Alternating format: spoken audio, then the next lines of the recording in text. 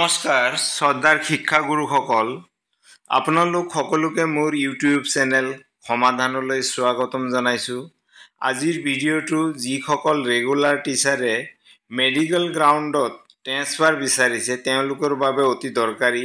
ভিডিঅ'টো শেষলৈকে চাব।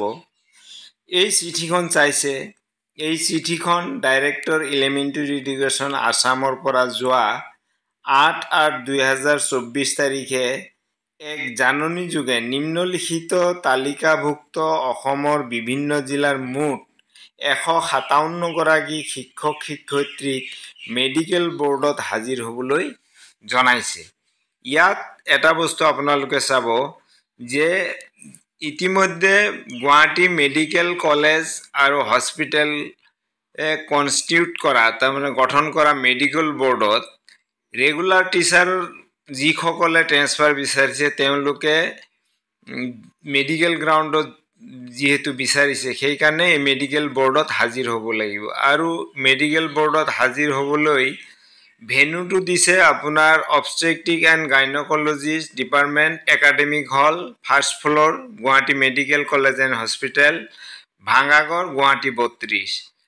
ডেটটো দিছে আপোনাৰ 13/8/2024 পৰা 14/8/2024 আৰু সময় দিয়া আছে ৰিপৰ্টিং টাইম 9:30 AM। আৰু ইয়াত মুঠ 157 গৰাকী অসমৰ বিভিন্ন জিলাৰ পৰা শিক্ষক শিক্ষয়িত্ৰী মেডিকেল গ্ৰাউণ্ডত এপ্লাই কৰিছিল আৰু তেওঁলোকক মাতিছে।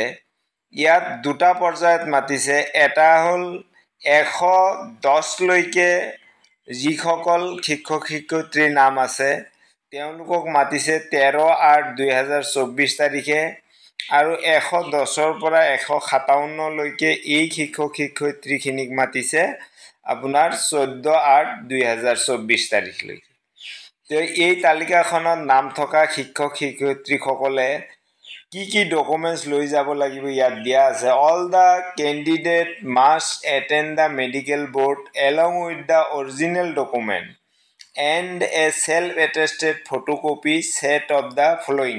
তলত দিয়া ডকুমেণ্টছখিনি নিজৰ চেল্ফ এটেষ্ট থকা এক ছেট জমা দিব লাগিব। এক নম্বৰত আছে অল ৰিলেভেণ্ট অৰিজিনেল ডকুমেণ্ট। 2 নম্বৰত আছে কপি অফ এপইণ্টমেণ্ট অৰ্ডাৰ।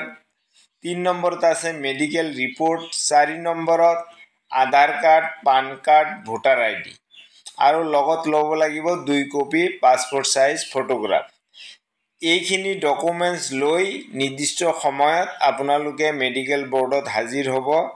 কিন্তু ইয়াত কৈছে the কেণ্ডিডেটছৰ of the candidate who fail to attend the medical board will be cancelled forthwith without assigning any reason thereof. Director Elementary Education Assam। তাত হাজিৰ হ'ব নোৱাৰা মানুহখিনিৰ কিন্তু ট্ৰেন্সফাৰটো নহ'বও পাৰে। এই কথাখিনি জনাবৰ কাৰণে আজিৰ এই ভিডিঅ'টো মই বনালোঁ। আপোনালোকে নিশ্চয় চাইছে। ইয়াত নিজৰ নামখিনি আপোনালোকে চাই ল'ব ধুনীয়াকৈ। এই লিষ্টত ইয়াত চাব গোটেই প্ৰথমতে ডিষ্ট্ৰিক্টবিলাক চাব। এই প্ৰথমতে গোৱালপাৰা ডিষ্ট্ৰিক্ট আছে, ধুবুৰী ডিষ্ট্ৰিক্ট আছে, এনেকুৱাকৈ ডিষ্ট্ৰিক্টবিলাক ধুনীয়াকৈ দিয়া আছে। আপোনালোকে স্ক্ৰীণত মই লাহে লাহে এইটো দেখাই দিছোঁ। আপোনালোকে লাহে লাহে এই বস্তুটো আপোনালোকৰ নিজৰ নামটো ইয়াত চাই ল'ব পাৰিব আৰু ডেটটো চাই সেই দিনত আপোনালোকে 9:30 বজাত গুৱাহাটীত মেডিকেল কলেজত আপোনালোকে বোৰ্ডত হাজিৰ হ'লে আপোনালোকৰ এই তথ্যখিনি লৈ হাজিৰ হ'লে আপোনালোকৰ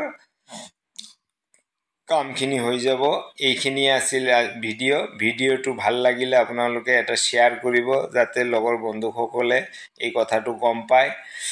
আৰু আপোনালোকে যাওক। আপোনালোক শুভকামনা থাকিল। মেডিকেল বোৰ্ডত হাজিৰ হৈ আপোনালোকৰ নিজৰ পচন্দমতে যিটো জেগাত ট্ৰেন্সফাৰ বিচাৰিছে ট্ৰেন্সফাৰ হওক তাৰে কামনা কৰি আজিৰ ভিডিঅ'টো ইমানতে সমাপ্ত কৰিলোঁ। ধন্যবাদ।